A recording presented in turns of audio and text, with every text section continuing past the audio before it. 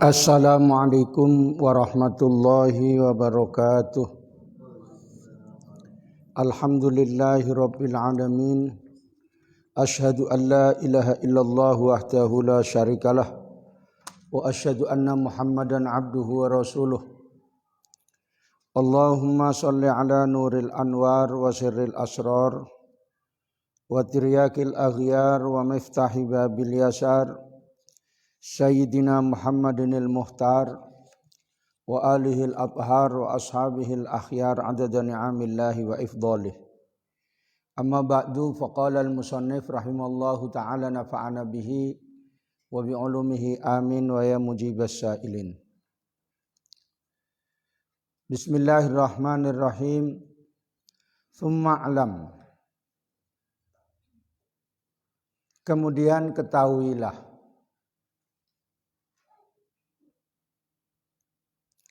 anna hadhil aqabata, bahwasanya rintangan ini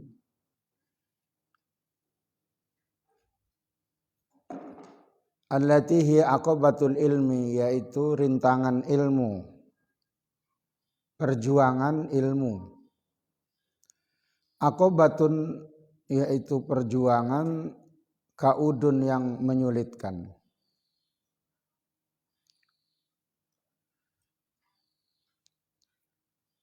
Walakin biha, dan tetapi dengannya yunalul matlubu, diperoleh al matlubu yang dicari, wal maksudu dan yang dimaksudkan.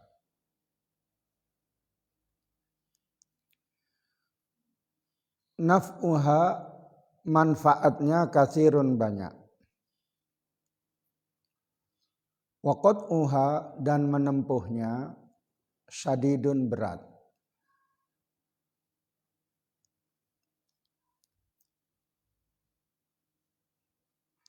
Wa khataruha azimun, dan bahayanya besar.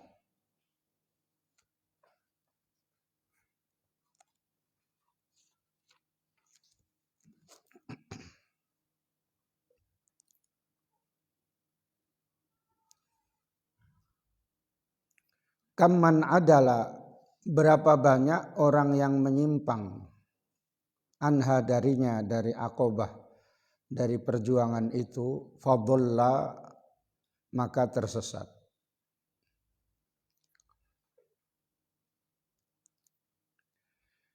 Wa kamman, berapa banyak orang salakaha, yang menempuhnya, fazalla, maka tergelincir.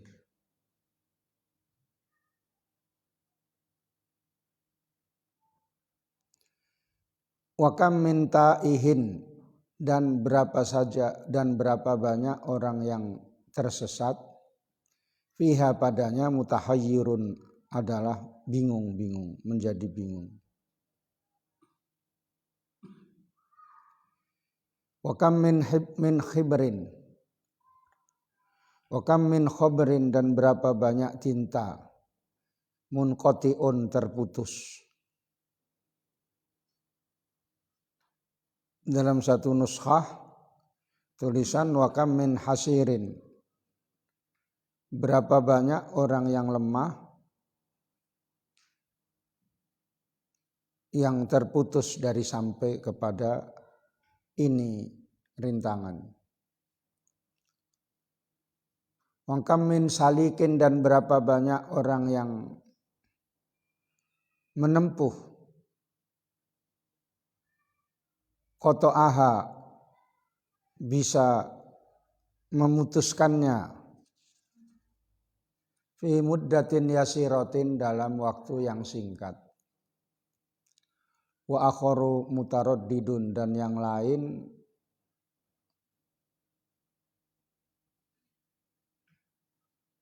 mundar-mandir, mutaraddidun, menempuhnya mundar-mandir, asalnya mutaraddid itu artinya mundar-mandir.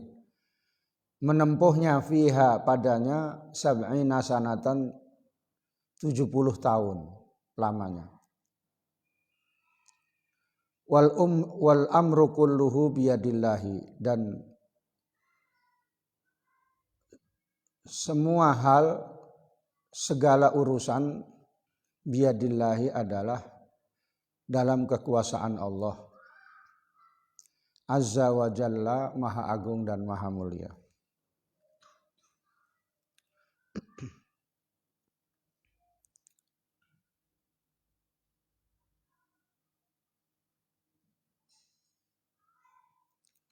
Amma naf'uhu, adapun kemanfaatannya, kemanfaatan ilmu, fa'ala ma dzakarna, maka atas apa yang kami telah sebutkan, min syiddatil hajati, dari sangatnya butuh, lil abdi, bagi hamba Allah, ilaihi, padanya, wa bina'i amril ibadati, dan membangun urusan ibadah, kullihi, semuanya, alaihi, atas ilmu, la siyama, terlebih-lebih, ilmu tauhidi, yaitu ilmu tauhid, wa ilmu sirri, dan ilmu rahasia hati, yaitu ilmu tasawuf.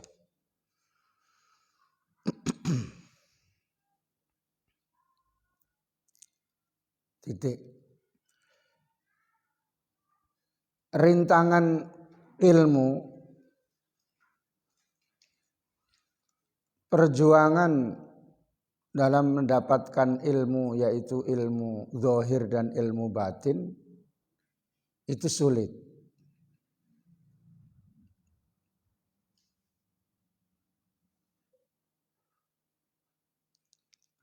Tetapi kalau mendapatkan, bisa menempuh rintangan itu, maka mendapatkan apa yang dimaksudkan.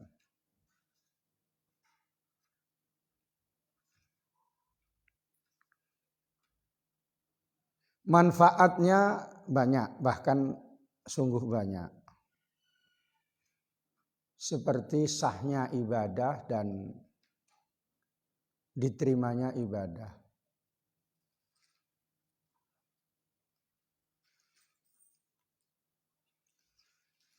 Benar ilmu fikihnya,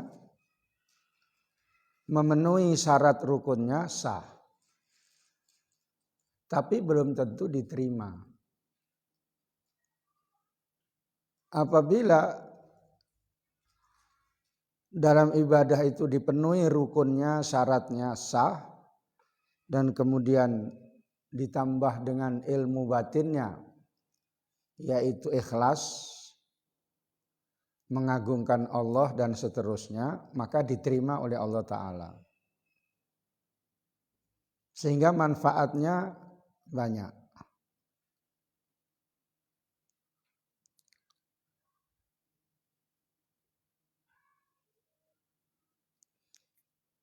Waqat'uha sadidun wa khataruha azimun.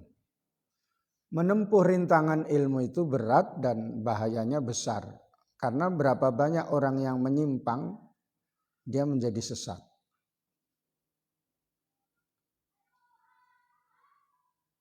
Ketika tidak dipenuhi cara-cara untuk menempuh aqobatul ilmi, maka bisa jadi sesat. Misalnya, cara-cara menuntut ilmu untuk mendapatkan ilmu yang benar. Di antaranya ya sungguh-sungguh, kemudian mencari guru, dan kemudian mendengarkan, memutolaah, mencari ridha Allah, tidak sombong, maka ia akan mendapatkannya. Ketika itu dilanggar, maka tidak mendapatkannya, tergelincir dia.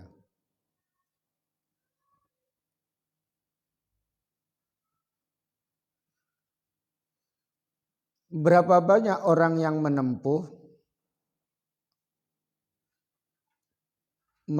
perjuangan ilmu itu, tapi dalam waktu yang singkat dapat.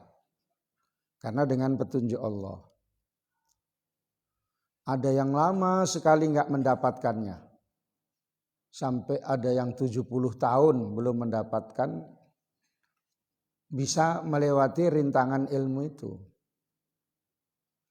Belum bisa melaksanakan ibadah secara zahir dan batin. Sebab ibadah secara zahir saja bisa tak ada gunanya. Batin saja juga tidak benar karena tidak sesuai dengan syariat bisa jadi.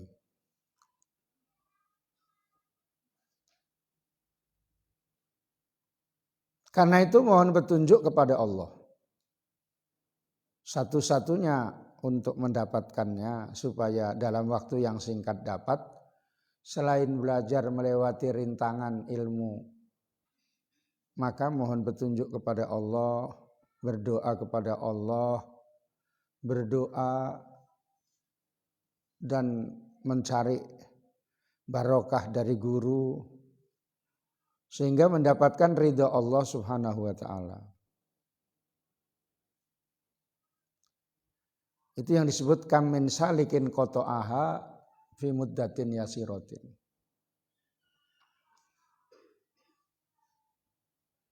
Karena hakikatnya mendapatkan ilmu itu karena sampai bermanfaat itu karena pertolongan Allah. Berapa banyak orang yang belajar lama-lama tapi tidak mendapatkan pertolongan Allah, nggak dapat dia untuk manfaatnya ilmu itu.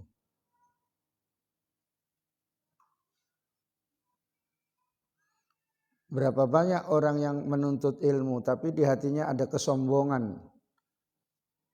Artinya tidak mau merasa butuh kepada Allah, merasa kecil di hadapan Allah, tidak mau mengagungkan kebesaran Allah, atau tidak tahu mengagungkan sifat kebesaran Allah. Dan di hatinya ada tidak tawadhu, maka tidak mendapatkan ilmu. Sebab salah satu di antara ilmu batin untuk mendapatkan ilmu itu harus tawadhu, rendah hati, merasa kecil di hadapan Allah, merasa tidak tahu, merasa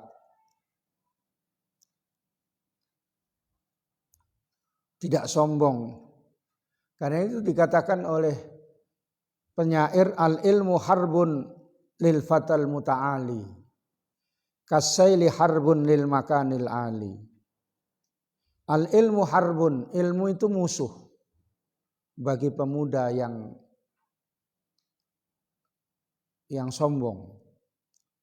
Seperti banjir adalah musuh dengan musuh pada tempat yang tinggi. Artinya enggak akan jumpa gitu.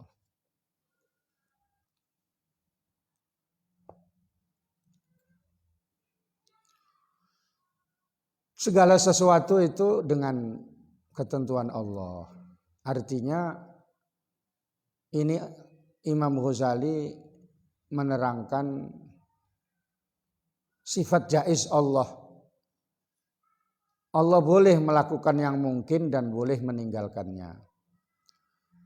Allah jaiz menjadikan seseorang misalnya yang namanya Zaid itu alim, dan jaiz menjadikan orang yang namanya Khalid misalnya bodoh. Hukumnya boleh menjadikan orang yang Zaid itu misalnya kaya, dan Allah jaiz menjadikan orang yang namanya Khalid misalnya miskin. Tidak ada terpaksa bagi Allah Ta'ala. Baik dan buruk itu hakikatnya dari Allah. Sehingga hendaklah minta petunjuk kepada Allah. Khairihi wa syarrihi min Allah. Itu maksudnya begitu. Setelah melalui beberapa penjelasan dan tataran yang dijelaskan Imam Ghazali, semuanya itu hakikatnya adalah dengan kekuasaan Allah. Makanya kembali kepada mohon kepada Allah, berserah diri kepada Allah, tapi jangan mulutnya saja. Kadang-kadang orang pidato kan mulutnya saja, berserah diri kepada Allah, tapi dia rakus juga. Gitu.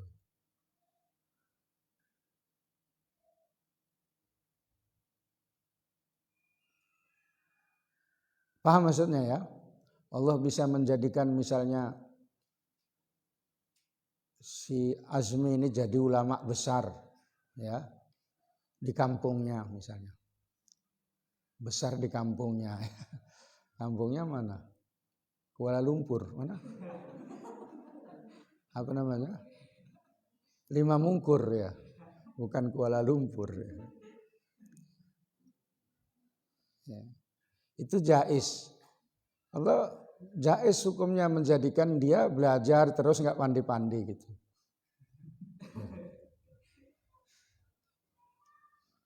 Itu dia ya. Makanya ilmu itu ada orang jadi ulama, jadi alim itu ada dua cara. Pertama namanya ilmu doruri. Ilmu yang memang ditentukan oleh Allah Ta'ala. Memang sudah ada suratannya dia itu potongan orang alim gitu. Jadi orang alim, jadi orang yang dimuliakan menjadi kiai, pintar dan berwibawa.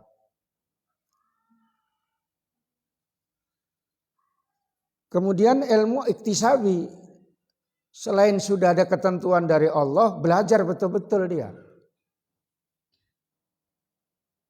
Sehingga dengan ketentuan itu dia belajar dengan ilmu secara berusaha, iktisabi, kemudian ada ketentuan dari Allah, dia menjadi orang alim, menjadi syekh, menjadi tuan guru, menjadi kiai besar dan sebagainya.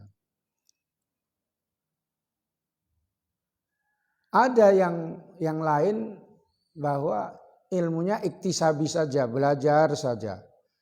Tapi nggak ada ketentuan dia itu jadi kiai, tidak ada ketentuan dia itu jadi syekh. Sehingga ya belajar saja gitu.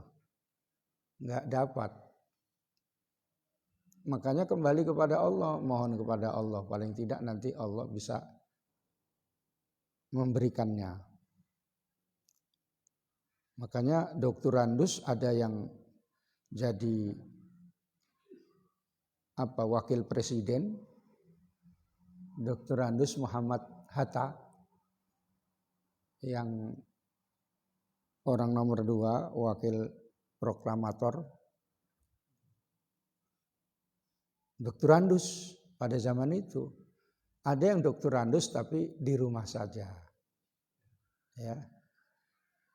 Di rumah saja apa-apa ya. Jadi calon Kepling aja nggak jadi gitu. Memang nggak ada potongan gitu ya. Calon Kepling kok sempat nggak jadi ya. Jadi kiai kampung pun nggak bisa terangkat. Padahal belajarnya ke sana kemari gitu. Itu ya.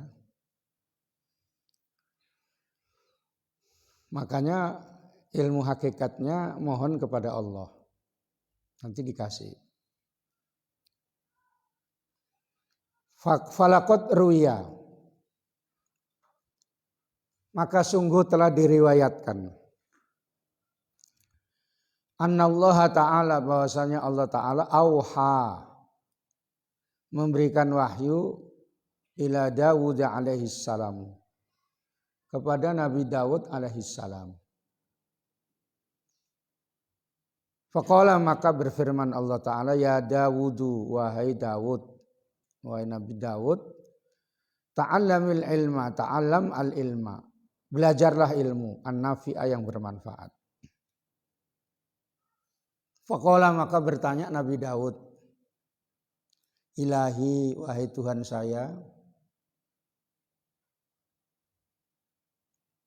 wamal ilmu nafi'u, apa ilmu manfaat itu? Apakah gerangan ilmu yang bermanfaat itu? Faqala, maka menjawab Allah Ta'ala, anta'rifa jalali, engkau mengetahui keagunganku, sifat keagunganku. Wa azamati, dan maha besarku.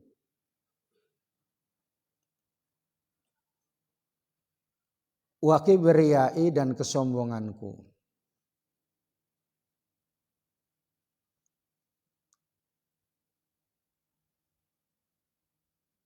wa kamala qudrati, dan kesempurnaan kekuasaanku.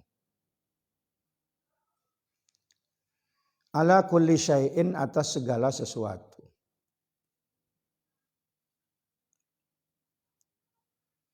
Fa inna hadza, maka sesungguhnya ini, yaitu mengetahui tadi, alladzi yuqarribuka, yaitu yang mendekatkan kamu.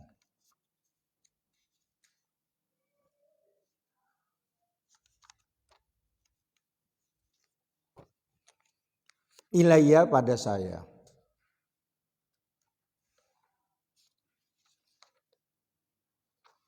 Titik.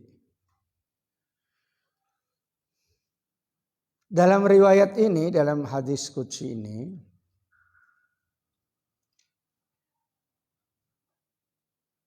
Nabi Daud disuruh belajar ilmu yang bermanfaat. Lalu bertanya kepada Allah, ilmu manfaat itu apa? Ini ilmu tingkat tinggi sebenarnya kalau mau tahu disarahkannya. Kalau dibaca aja ya udahlah, udah tahu lah. Karena memang terjemahannya kayak gitu. Kamu mengetahui sifat jalali, keagunganku.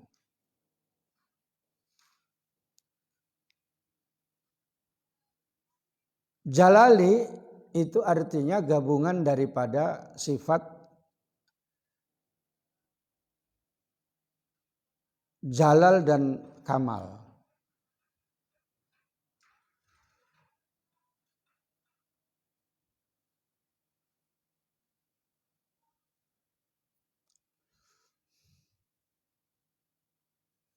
Artinya begini, bahwa sifat-sifat Allah yaitu merupakan sifat zat ataupun merupakan sifatul af'al. Sifat zat itu artinya yang ada di dalam ilmu tauhid, wujud, qidam, baqo, itu menerangkan sifatul zat, sifat zat Allah. Kemudian sifatul af'al itu yang ada misalnya di dalam Asmaul Husna. Itu dibagi dua secara garis besarnya. Ada namanya sifat jalal dan kamal.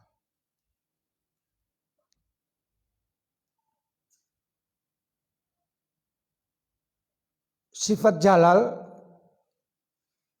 itu misalnya seperti Allah yang maha kuat, Allah yang maha perkasa, dalam firman Allah Jabbar, Qahar, Muntaqim.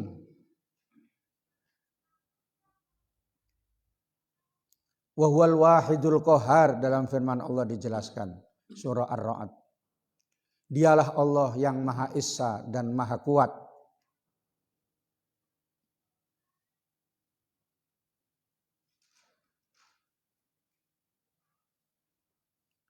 Artinya Allah ini maha kuasa, maha kuat, maha perkasa, sehingga kita bisa mengetahui Allah menciptakan langit. Langit yang begitu besar.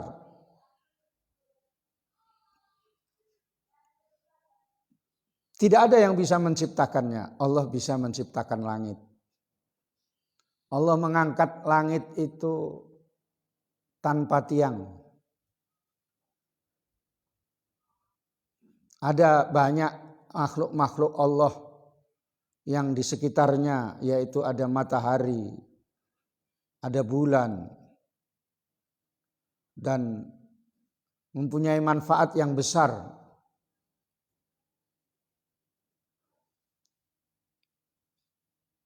Allah menciptakan bumi. Allahul ladzi khalaqas samawati wal arda. Untuk kegiatan manusia di bumi. Kita belajar di bumi, kita ibadah di bumi, kita makan di bumi. Terakhir kita meninggal pun dikembalikan ke bumi. Tempat bekerja, tempat berusaha,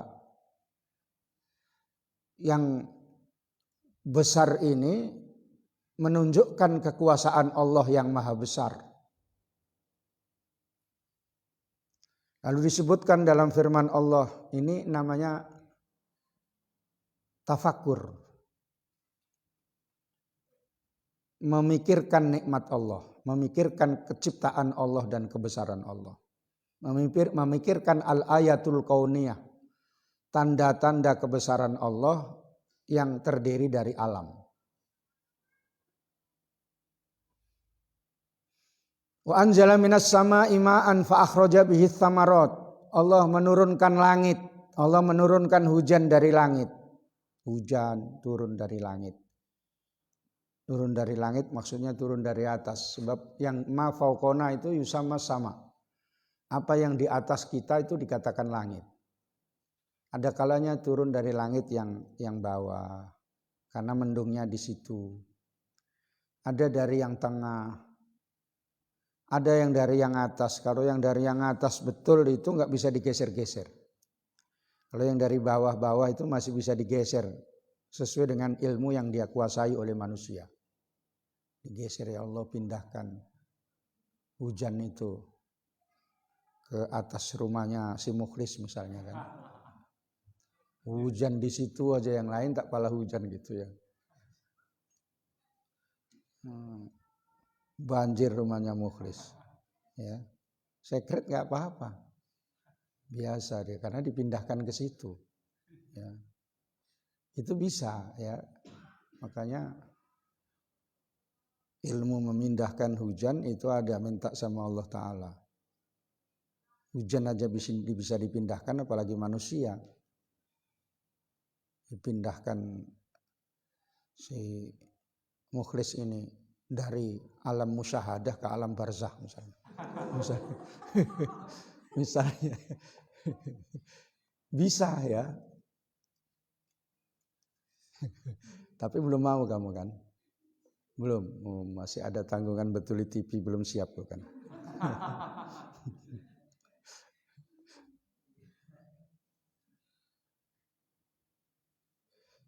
Dan kemudian hujan itu menumbuhkan tumbuh-tumbuhan yang manfaat bagi manusia, termasuk kita semua. Bisa jadi hujan itu juga menyebabkan turunnya peringatan dari Allah. Itu diantaranya, nanti kalau disebutkan sampai akhir ayatnya banyak. Tapi nanti kalau ada penjelasannya dilanjutkan. Artinya Allah juga memberi rizki dari buah-buahan tadi. Ketika orang itu mengingat sifat jalal Allah, sifat kekuasaan Allah, sifat kebesaran Allah, maka dia melihat dirinya itu kecil. Melihat dirinya itu dhaif. Melihat dirinya itu lemah. Melihat dirinya itu butuh kepada Allah.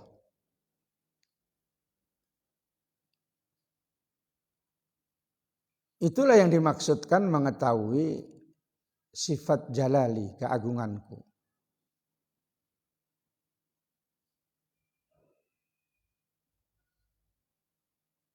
Sifat jamal, itu tadi jalal gabungan daripada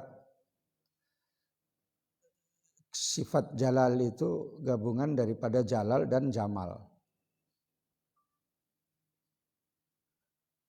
Karena sifat Allah itu dibagi menjadi dua. Jamal keindahan Allah, sifat kebaikan Allah seperti Allah itu maha ghafurun, pengampun. Afuun, pemaaf. Ghafurun itu Allah maha pengampun sehingga dosa itu ditutupi. Dan karena dosa itu ditutupi maka malaikat nggak tahu. Sehingga tidak ada sanksinya. Misalnya pernah Waktu sekolah SMP itu 3 tahun itu paling kalau dihitung sholatnya itu pun bisa berapa kali aja misalnya. Karena jarang sholat waktu SMP. Ya. Ya kan memang sholat itu kan udah deket-deket ngaji gitu aja ya. Itu pun kadang-kadang kalau udah main HP tinggal juga. Maka HP itu setan gepeng. Memang perlu juga, tapi jangan sampai menjadi beban. Tapi nggak usah kau umumkan kalau rusak memperbaikannya sama saya, nggak usah kayak gitu. Itu aja kalau pikiranmu itu. Baru kalau udah nampaknya agak berat gitu, ini nggak bisa lagi, ini beli aja katanya.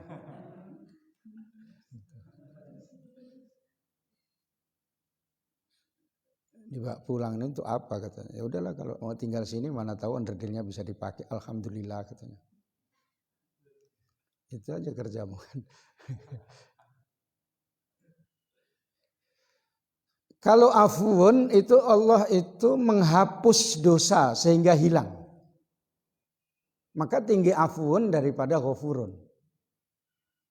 Makanya kalau doa Lailatul Qadar itu kan gimana? Kalau kamu terawih itu kan ada itu kan. Allahumma innaka afuwun karim tuhibbul afwa fa'fu anni atau fa'fu anna ya karim.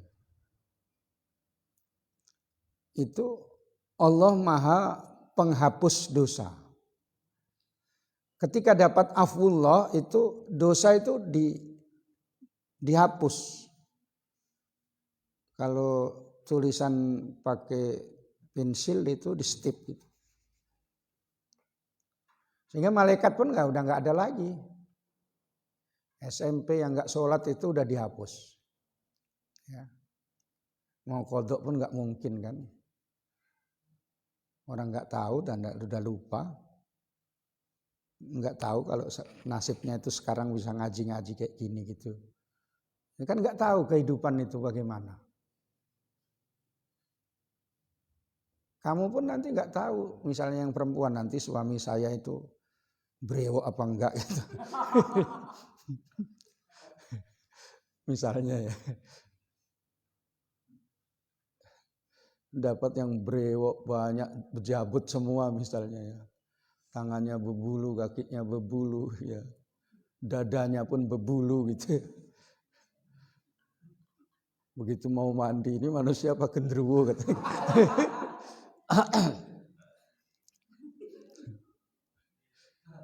Ya. Atau enggak dapat yang berbulu sama sekali, alis saja tipis.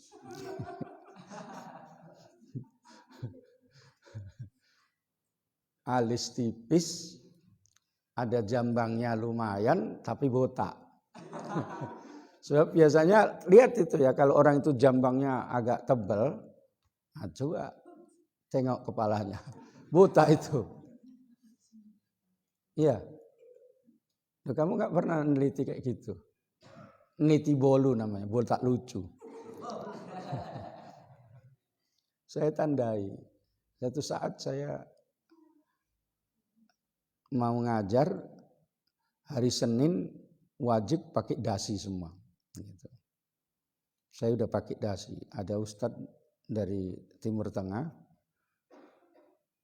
Di sana kan mungkin nggak pakai dasi gitu. Dikasih dasi karena nggak bawa dasi. Ini macam mana makainya ustadz katanya kan. Udah lipatkan aja situ, kalungkan saya bilang gitu. Kalungkan ustadz, gini katanya. Bisa saya bilang gitu. Tapi jelek ustadz katanya kan. Ustadz bisa bikinnya. Bisa saya bilang gitu. Terus saya ikatkan saya sendiri baru saya kalungkan. Begitu saya kalungkan nyangkut ke peci. Coba pecinya lepas Ustaz. Saya bilang. Gitu saya lepas pecinya. Duh botak lucu Ustaz ini. Situ pengalaman saya neliti itu berarti orang gaya kayak begini nih. Ini botak gitu. Terus saya kiaskan lah karena ilmu kias. Biasanya potongan kayak gini botak. Ya. Almarhum Syekh Ali Jabir misalnya. Botak itu kan. Kalau pakai surban yang ala Wahabi gitu, cantik ganteng ya. Begitu pakai kaos putih terus enggak pakai. Loh, kok kayak wak-wak jadi. Wak-wak makan salak, pala awak.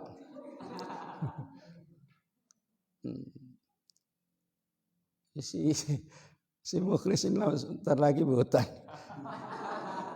Jangan banyak pikiran kamu ya. Udah, ini diajari ilmu tasawuf ini supaya berserah diri kepada Allah. Ya, kalau kamu sungguh-sungguh cari harta pun kalau belum waktunya kaya, ya udah kayak gitu aja. Tapi kerja ya kerja, itu namanya usaha. Ghafurun, saya terangkan sekarang. Sifat Maha Pengampun disebutkan dalam firman Allah Ta'ala. Wa annahu la ghafurur rahim. Ini sifat Jamal. Sifat Jamal bukan Ustadz Jamal ya. Kalau Ustadz Jamal lain itu. Kalau mau khutbah marah-marah dulu itu. Kawan Ustadz Munib itu.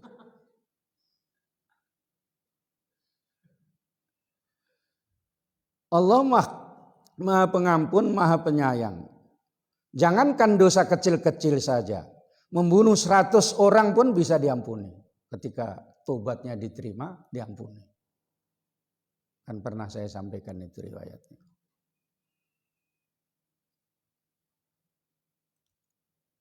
Beda dengan manusia. Manusia tidak mempunyai sifat ghafur. Misalnya pacarnya direbut orang lain misalnya. Bah, nggak ada ampun sama sekali. Ini kumatikan ini kira-kira. Ini masalah-masalah yang sudah saya hadapi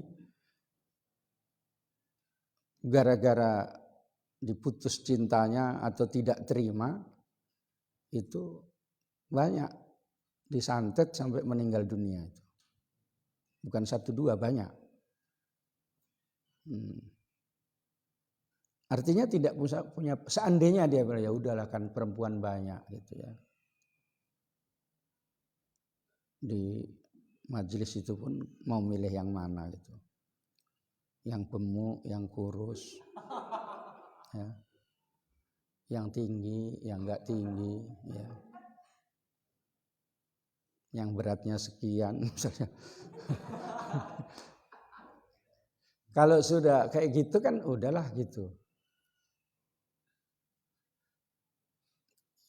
Ketika melihat sifat Allah yang Maha Pengampun ini, maka sudah dilihat ya Allah, Allah begitu Maha Pengampun, luar biasa lapangnya, 100 orang dibunuh bisa diampuni Allah Ta'ala. Coba KPK ataupun hakim Indonesia, 100 orang dibunuh kita kan. Udah.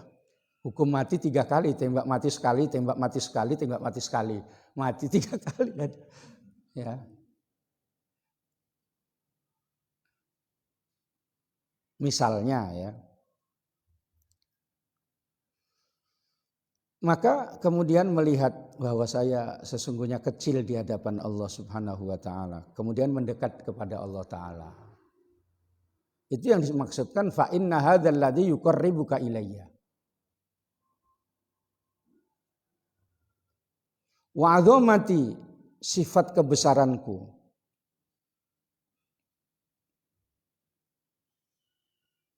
Kalau kamu mau tahu ilmu yang bermanfaat, kamu harus mengetahui sifat kebesaranku menurut hadis ini. Bagaimana Allah menciptakan alam dan mengatur alam, menciptakan manusia dan perbuatannya dan rizkinya. Dan Allah itu wujudnya tidak seperti wujudnya makhluk. Kemudian sifatnya baqo, tidak seperti sifat manusia yang mati, fana. Maka setelah melihat kebesaran Allah ini, maka dia merasa dhaif, lemah. Lemah ekonominya, lemah badannya, lemah ilmunya, apalagi lemah syahwat, enggak. Iya karena iya puasa. Kalau puasa ini memang dia nunduk aja, namanya puasa. Ya, iya Asmi.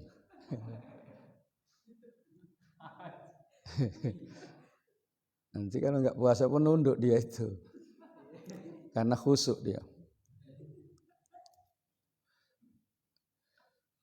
Jadi ketika sudah mengetahui kebesaran Allah dan mengetahui kelemahan hamba itu sendiri, maka kemudian bersandar kepada Allah. Sesungguhnya manusia ini lemah, miskin ilmu, miskin harta, miskin kesehatan, rawan masuk angin. Kayak saya ini rawan masuk angin. Tadi ini lemas sekali sebelum ngaji dari pagi jam 9 itu. Bisa ngaji apa enggak di hati saya. Giliran jam 1 udahlah ngaji gitu. Diberikan kekuatan Allah Ta'ala. Kalau yang enak memang tidur. Iya. Terus nyetel lagu-lagu gitu, ada HP di sampingnya gitu ya. Iya Jak. Iya. Istrimu baru masak gitu ya.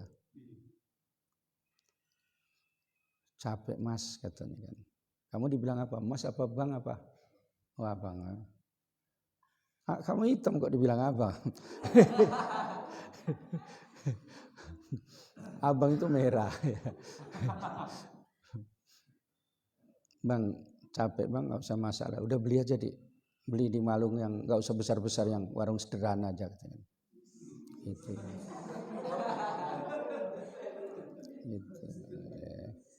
Dibeli di warung sederhana. Bawa uang 100. Ya. 100. Berkurang bang katanya kan. Yaudah saya datang katanya kan. Datang, udah tunggu sebentar gitu kan. Mecah celengan dia. Duar gitu.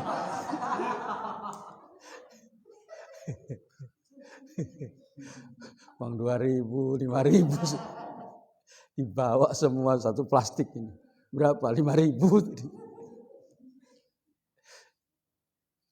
Tapi yang sederhana ya, sederhana ini lain gitu ya.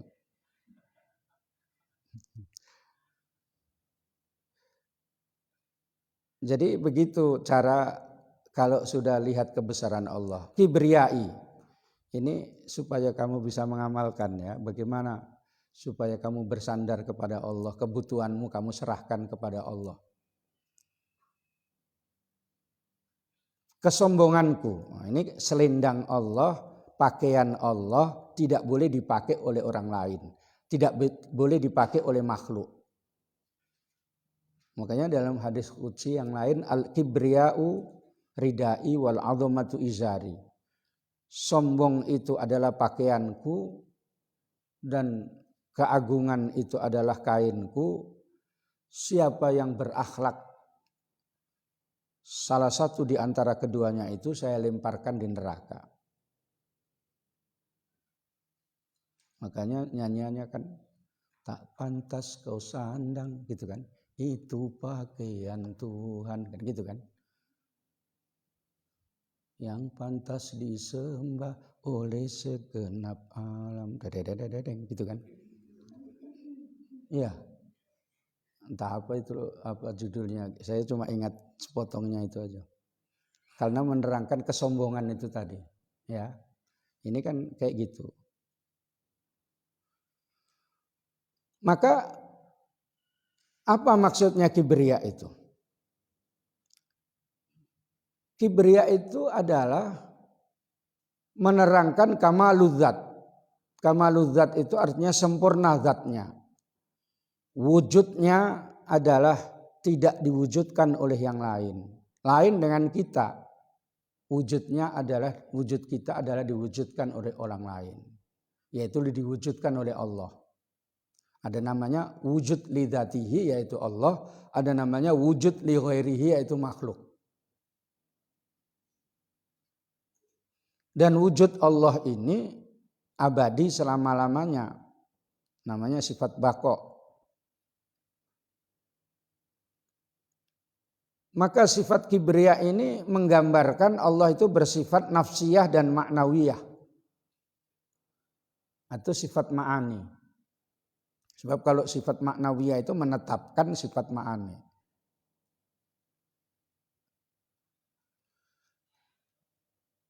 Semua yang mawujud adalah diwujudkan oleh Allah. Kalau tidak diwujudkan maka tidak berwujud.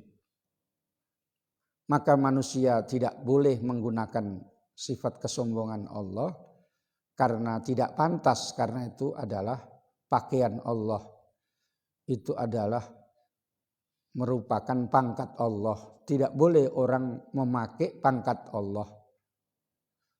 Makanya di dalam hikam itu disebutkan kamu tidak boleh menggunakan atau memakai hak-hak orang lain. Karena itu kamu dilarang menggunakan sifat-sifat Allah. Itu disebutkan dalam hikam. Mana aka antad da'iya ma laysa laka mimma lil makhlukin. Aqabihun Allahu laka antad da'iya wasfahu rabbul alamin. Allah melarang kamu mengakui hal-hal yang milik makhluk, milik orang lain. Misalnya harta orang lain kamu akui, enggak boleh. Istri orang lain kamu akui. Ditanya kamu mana istrimu waktu di undangan? Itu katanya. Nah, gitu ya. Itu istriku duduk di sana. Ada kerjaan di situ katanya. Padahal bukan istrinya. Karena dia cantik, tinggi, putih gitu ya. Dibilang itu istriku. Padahal istrinya di rumah. Mau melahirkan.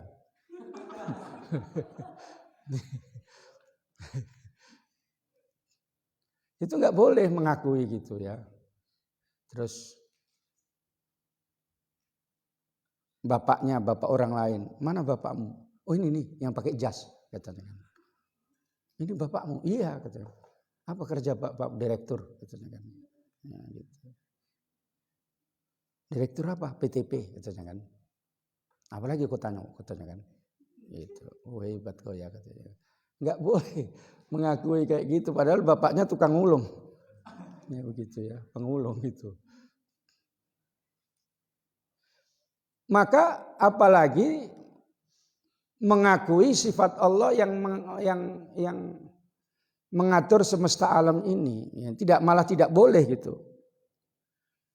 Maka ketika orang itu sudah mengingat sifat kamalat Allah, ini mengajarkan kita semua untuk supaya dekat kepada Allah ya.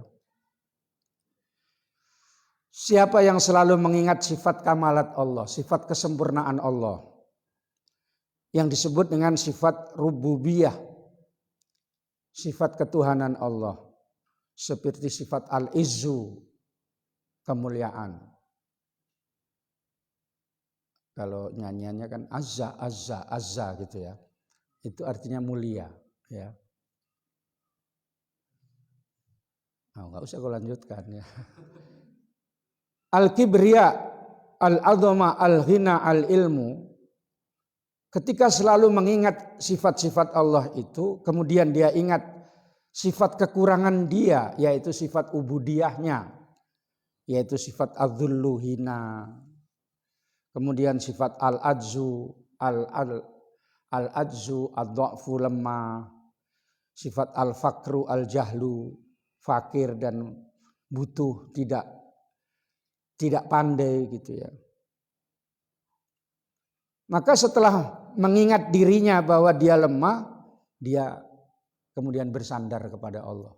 Rupanya tidak ada apa-apanya saya ini. Tidak ada sikit pun bandingannya. Sehingga tawakal dan berserah diri kepada Allah. Menyerahkan kebutuhan-kebutuhannya itu kepada Allah. Dan kemudian dia menjadi dekat dengan Allah. Kemudian dia melaksanakan apa yang menjadi tugas-tugas yang diperintahkan oleh Allah. Ketika sudah melaksanakan apa yang menjadi tugas-tugas manusia yang diperintahkan oleh Allah, maka Allah memberi. Ibaratnya pegawai, pekerja, kalau sudah baik sama bosnya, tidak minta pun diberi, tidak minjem pun diberi. Misalnya si Mukhlis ini baik sama bosnya, loyalitas sama bosnya. Walaupun sama pengajian masih sedikit loyalitasnya. Misalnya masih sedikit, sama bosnya banyak gitu ya.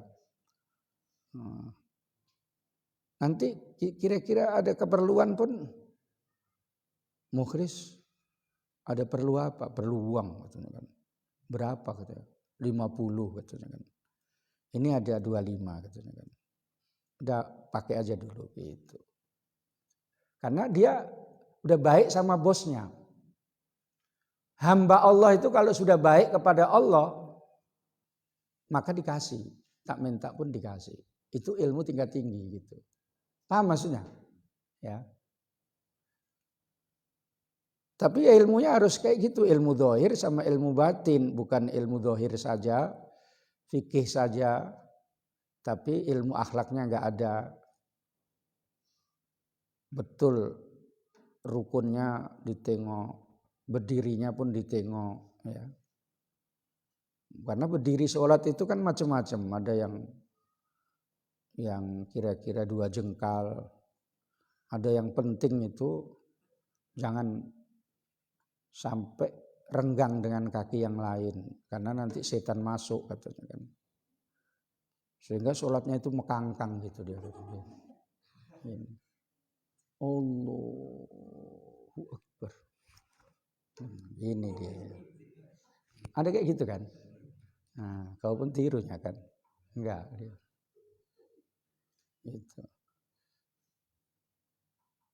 Itu dikiranya itu yang paling diterima.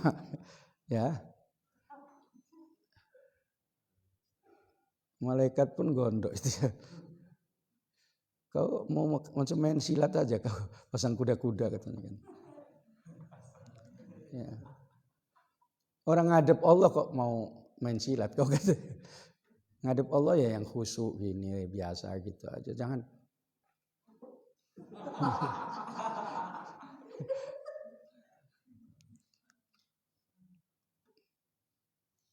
Cuma saya kalau khutbah Jumat gitu masih ada orang yang ketinggalan belum sholat qobliyah, belakangan sholat. Ada yang masih sesudah ambil air wudhu,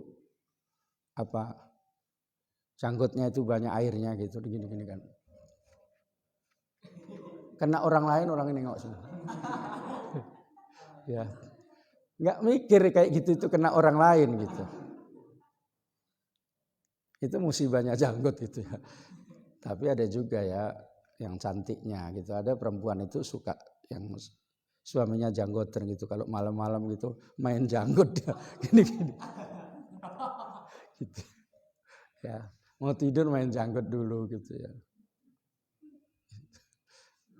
Bandel kali suaminya tarik janggutnya. Gitu. Gitu. Begitu ditarik, mbek katanya kan.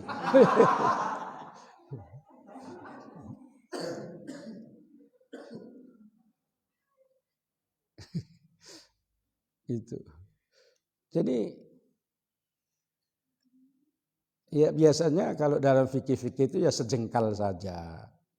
Ya berdiri, tapi nggak usah dijengkali dulu. Ya udah kira-kira aja sejengkal gitu, nggak usah berdiri terus, nggak usah gitu. Itu kan ilmu fikih, ya. Kalau kamu masih riak pamer bahwa sholat saya ini yang paling diterima, yang lain ini enggak diterima semuanya karena enggak sesuai dengan sholat Nabi katanya kan. Ya, ini entah sholat siapa ini katanya. Kalau saya ini adalah sholat Nabi katanya kan, mengikuti sunnah gitu kan. Yang ini bid'ah katanya kan. Tambah selain dia itu tidak diterima, tambah enggak dapat pahala sholatnya. Karena merasa sholatnya itu paling diterima, yang lain tidak diterima. Berarti kan sombong dia itu. Sombong dengan ibadahnya. Nah itu diantaranya aibnya, kekurangannya orang kalau ibadahnya dohir saja tetapi tidak batin gitu.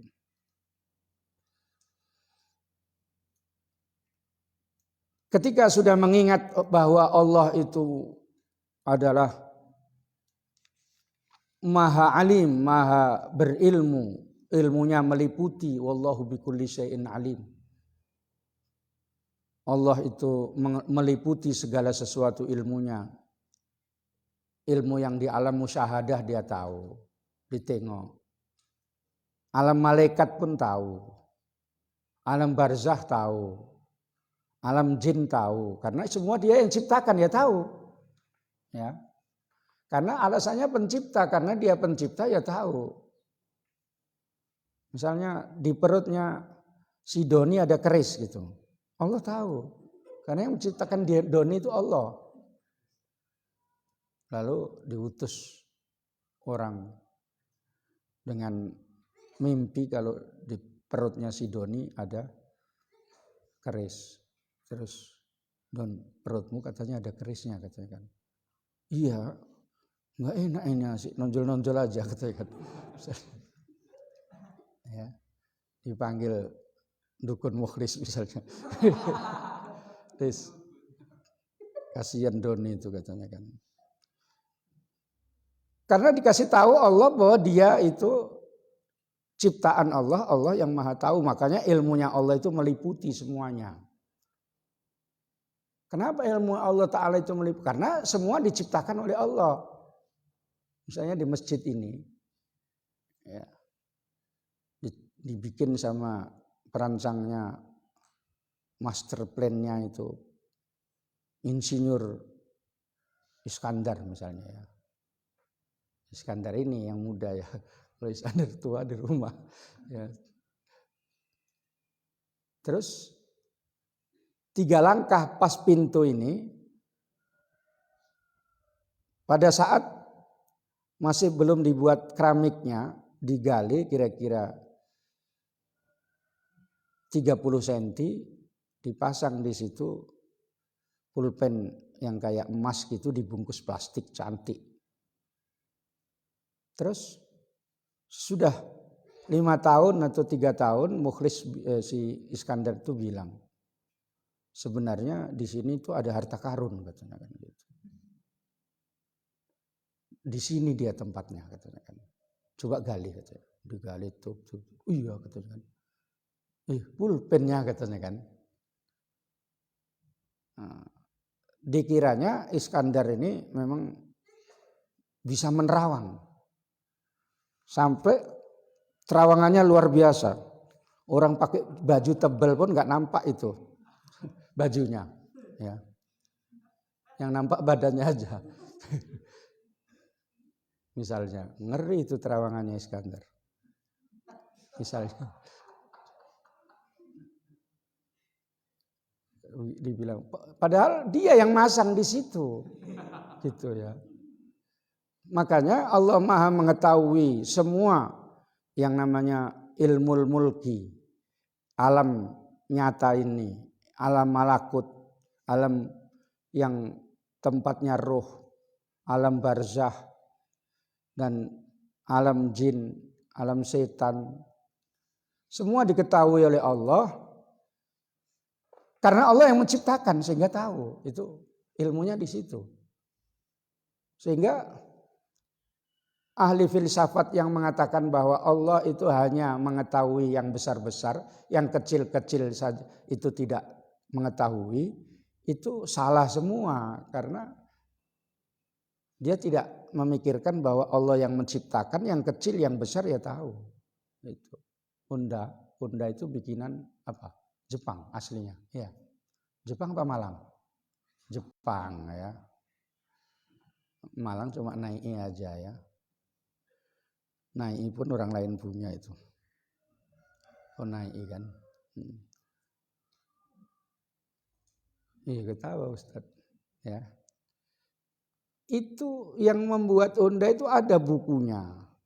Cara-cara membetuli, cara pakai minyak dan sebagainya. Sehingga Jepang tahu kalau ini rusaknya ini, kalau ini rusaknya ini. Penyebab rusaknya itu ini. Misalnya tiba-tiba ini harus pakai bensin. Kamu tiba-tiba sampai semersing habis bensinnya, kamu isi air laut misalnya. Ya rusak, nggak sesuai dengan ilmu itu tadi gitu. Seperti contoh seperti itulah yang mudah ya. Tapi ada yang kayak gitu itu kalau karomah diisi air gitu bisa jalan. Karena karomah. Begitu habis minyaknya jalan terus itu. Itu ceritanya Kiai Memen Zubir dari Jawa Tengah menuju ke Jawa Timur mau ceramah. Jarak jauh kira-kira 1 hari 1 malam. Mobilnya jalan terus, tiba-tiba berhenti. Berhenti, ditengok rupanya udah nggak ada minyaknya. Tapi selama itu jalan terus. Kemudian nggak mungkin ini di dekat hutan. Akhirnya pinjem timba ambil air aja di sungai itu, dapat air udah masukkan gitu kan. Dimasukkan jalan lagi dia. Nah, coba kalau kita kayak gitu kan nggak beli minyak ya kan. Uang minyak itu masuk kantong terus ya kan. Karena kita nggak punya karomah ya. Karomah mie karomah. Jadi ketika mengetahui dan mengingat sifat kesempurnaan Allah dan kemudian kita mengingat kekurangan kita, kelemahan kita, maka kita merasa kecil di hadapan Allah, merasa butuh kepada Allah, merasa tidak tahu di hadapan Allah, merasa lemah di hadapan Allah, maka berserah diri kepada Allah, bersandar kepada Allah, kemudian mendekat kepada Allah. Paham ya? Itu ilmu tingkat tinggi ya. Sebenarnya enggak saya terangkan kayak gitu, tapi udahlah. Pokoknya udah sampai sama kamu, kalau nanti enggak tahu kamu berarti enggak ahli ilmu kamu. Kalau ahli ilmu itu diterangkan kayak gitu bisa mengembangkan sendiri. Kalau si mukhlis dikembangkan tapi bukan ilmu yang lain. Bunga gitu ya. Uang dibungakan, rupanya enggak dibayar sama sekali.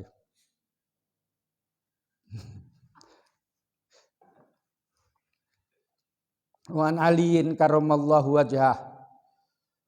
Dari Sayyidina Ali karramallahu wajhah. Khusus Sayyidina Ali itu bukan hanya radhiyallahu anhu tapi karramallahu wajhah. Karrama itu artinya semoga Allah memuliakan wajahnya. Ini karena dikatakan seperti itu bahwa Sayyidina Ali itu dari kecil nggak pernah sujud kepada berhala. Sehingga disebut karramallahu wajhah ya. Biasanya kalau sahabat yang lain radhiyallahu anhu itu sunat. Tarahum wa taraddi itu sunat. Buat orang-orang seperti sahabat, ulama dan orang soleh. Makanya rahimahullah misalnya. Saudara-saudara muslimin dan muslimat rahimahullah itu misalnya. Itu sunat. Enggak usah radhiyallahu anhum. Kalau itu biasanya sahabat. Selain sahabat Ali. Kalau sahabat Ali boleh dua-dua. Karramallahu wajhah wa radhiyallahu anhu. Karena wajahnya Nabi itu, Sayyidina Ali itu tidak pernah di sujud kepada berhala. Dan nggak pernah Sayyidina Ali itu nampak auratnya. Itu berat itu. Kamu kalau dulu mandi di sungai kan kadang-kadang nggak pakai baju sama sekali kan. Terus dari titi itu langsung bur gitu kan.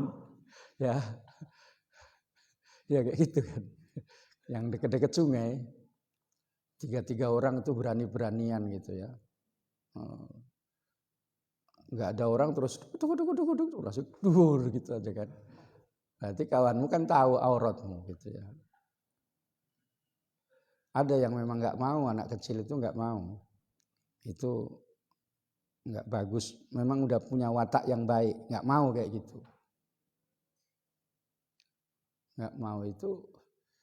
Makanya itu juga pernah ujian tuduhan kayak gitu sama Nabi Musa.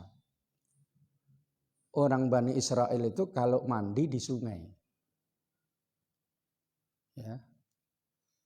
Tapi bukan Kak Maha ya, Kak Maha bukan Bani Israel itu.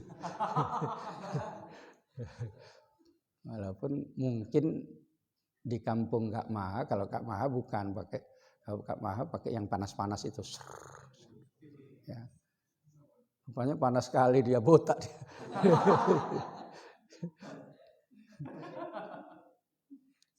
Satu kali waktu di hotel Surabaya saya pagi-pagi gitu, saya mijat rupanya kena yang panas. Wah gitu. Hincat. Wah panas sekali gitu. Kenapa Ustaz katanya? Yang panas yang mah kena. Oh ya ganti yang dingin gitu kata kawan. Mandi di sungai orang Bani Israel itu. Nah Nabi Musa itu nggak mau mandi di sungai. Karena Nabi kan nggak mau nampak auratnya. Nabi dijaga itu. Bani Israel ini rusuh dia. Ya. Bahasa Arabnya takban ya, bikin capek manusia. Nabi Musa itu barangnya nggak hidup itu katanya kan. Makanya nggak berani itu mandi sama-sama di sungai katanya kan. Nabi Musa bingung ini orang kurang ajar katanya gitu. Ya. Pokoknya siapa yang nggak mandi di sungai dituduh barangnya nggak hidup. Nabi Musa ya udahlah dituduh kayak gitu ya, dipermalukan kayak gitu ya diem aja. Nah coba misalnya orang lain, orang biasa misalnya, si Mukhlis dituduh kayak gitu, dipegang-pegang, wah kan katanya kan. Ngamuk dia kan katanya kan. Akhirnya Allah menunjukkan cara yang lain, itu kepandaian Allah Ta'ala. Di satu saat Nabi Musa itu masuk ke sungai, kemudian ya pakai basahan, bajunya sebagian itu hanyut melewati orang-orang yang mandi Bani Israel itu. Loh, ini bajunya Musa ini katanya. Oh hidup rupanya barangnya gitu dia. Ya ujian seperti itu berat kayak gitu kan. Ya hidup barangnya rupanya gitu. Gara-gara ya caranya Allah menjawab itu bagus sekali gitu ya. Dihanyutkan apanya itu pakaiannya, terus oh hidup juga katanya kan. Katanya gitu kan. Kayak gitu Lis. Ya. Itu mengenai keistimewaan Nabi, dan seperti Sayyidina Ali disebut karramallahu wajhah itu. Annahu qala ma yasurruni, tidak menyenangkan saya. An laumittu tiflan, sesungguhnya saya kalau meninggal kecil. Wa khiltul jannata, dan saya dimasukkan ke surga. Walam akbar, dan saya tidak dewasa. Fa'arifa rabbi, maka sebabnya saya tahu Tuhan saya. Maksudnya saya kalau mati kecil itu saya tidak mengetahui Tuhan saya. Saya enggak senang seperti itu. Saya lebih tahu, lebih senang kalau sudah besar tidak mati kecil dan saya mengetahui sifat-sifat Tuhan saya. Mengetahui rahasia Tuhan saya. Mengetahui ilmu Allah Ta'ala. Fa innama a'laman nasi, maka sesungguhnya paling alim-alimnya manusia billahi kepada Allah, asadduhum khosyatan, itu yang paling takut kepada Allah. Wa aktsaruhum ibadatan, yang paling banyak di antara mereka ibadahnya. Wa ahsanuhum fillahi, dan paling baik-baiknya kepada Allah Ta'ala nasihatnya, yaitu nasihat itu iradatul khair ilal ghair. Maka di situ menunjukkan bahwa sebaik-baik manusia itu ahli khosyah, yang takut kepada Allah dan beribadah dan sanggup memberikan nasihat dengan cara-cara tertentu. Sebab nasihat itu pun kadang-kadang tidak diterima karena caranya salah. Misalnya ada orang khutbah gitu salah, langsung turun dimarah-marahi. Nah, itu kan nggak senang. Nantilah kalau misalnya ya ada ustadz khutbah pada saat itu membahas kehebatan Soeharto, berani dia melewati di atas Irak dalam keadaan perang Iran-Irak. Itu kehebatan Soeharto. Begitu turun, ada orang Aceh bilang, Bapak bagus khutbahnya, pakai ayat-ayat. Ayatnya banyak, hadisnya banyak. Tapi tidak usah nyebut-nyebut Soeharto, aku tidak suka katakan. Gitu ya, kata orang Aceh itu ya. Tak suka aku Soeharto. Soeharto menguasai Aceh katanya. Ya, minyak pun dibikin orang Jawa, namanya misran katanya. Gitu. Gitu ya. Ngamuk-ngamuk orang Aceh. Ustadznya pun cuman, ya udahlah Pak katanya kan. Dasar kau pungo katanya kan. Jadi dia khutbahnya bagus, gara-gara cuma menyebut Soeharto itu dijelek-jelekkan habis di depan orang banyak. Nah itu nggak bagus. Kalau nasihati ya udah nasihati di tempat yang lain. Nasihati pemimpin itu boleh, tapi dengan cara yang bagus, bukan memaki-maki. Ya, didatangi, diterima alhamdulillah, nggak diterima sudah sampai dakwanya. Nah gitu. Misalnya di kampungnya Ustadz Ridwan, kepala desanya itu asik main senuk aja misalnya, ya, asik membawai cewek-cewek situ aja, nasihati. Saya atas nama dari masyarakat supaya berhenti Bapak berbuat seperti itu, tapi di tempat yang apa, karena itu nggak bagus. Bapak kan kepala desa katanya. Mohon maaf kalau ada kesalahan saya katanya. Ya Ustadz katanya kan gitu. Tapi kalau udah kayak begitu harus berani, resiko nanti misalnya malam disantet sama kepala desa itu, ya udah. Kadang-kadang yang jahat kayak gitu, sok-sokan Ustadz tuh nanti saya santet malam itu katanya. Panggil dukun talun kenas 3 gitu. Ya. Santet. Gerak-gerak badannya mau tidur. Gitu.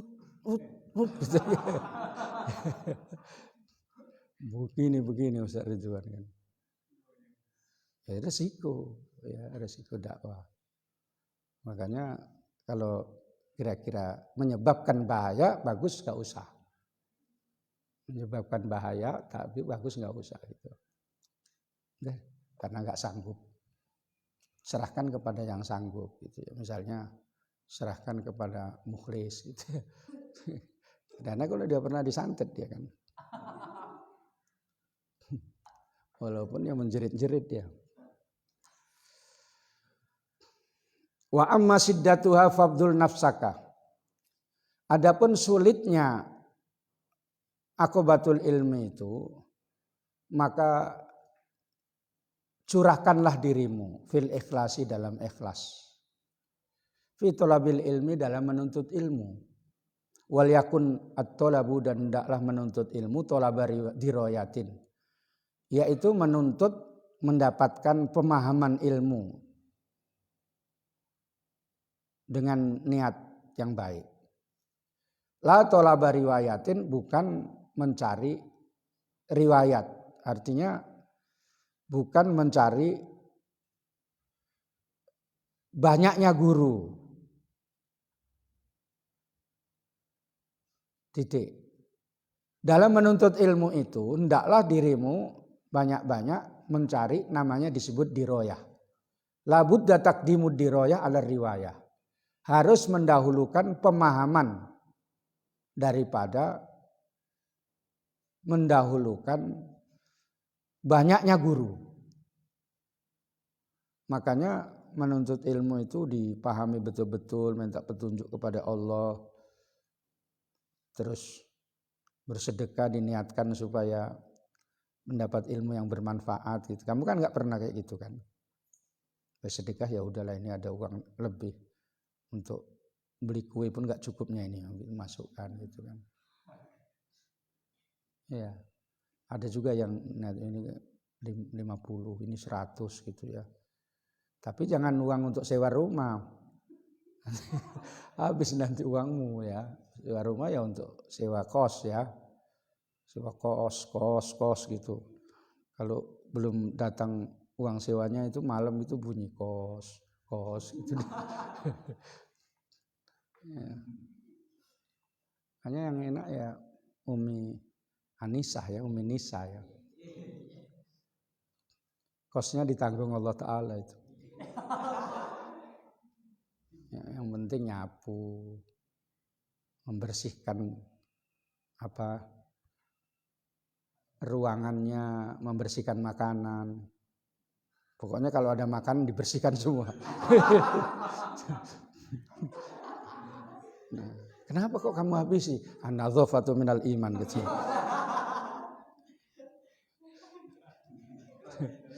Ya, kebersihan daripada iman, biar bersih katanya. Dihabisi terus dicuci katanya. Orang lain enggak kasih katanya. Itu urusan lain katanya.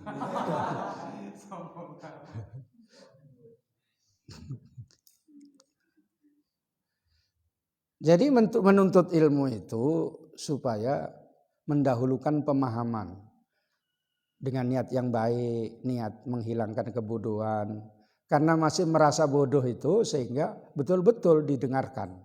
Apa yang disampaikan oleh guru didengarkan, dicatat, ditengok balik, dipikirkan, diamalkan, diajarkan gitu. Bukan sekedar keluar masuk dari kanan keluar ke kiri. Di masjid ini agak paham, keluar masjid udah lupa. Niat untuk menghidupkan agama, kalau nanti saya pintar, saya mau membuka pengajian misalnya. Saya mau bikin pesantren misalnya ya. Kalau nggak bisa pesantren betul ya pesantren kilat misalnya. Yang penting kan pesantren katanya. Di sekolah nanti saya bikin anak murid saya pesantren ya pesantren gitu kan. Pesantren kilat gitu kan.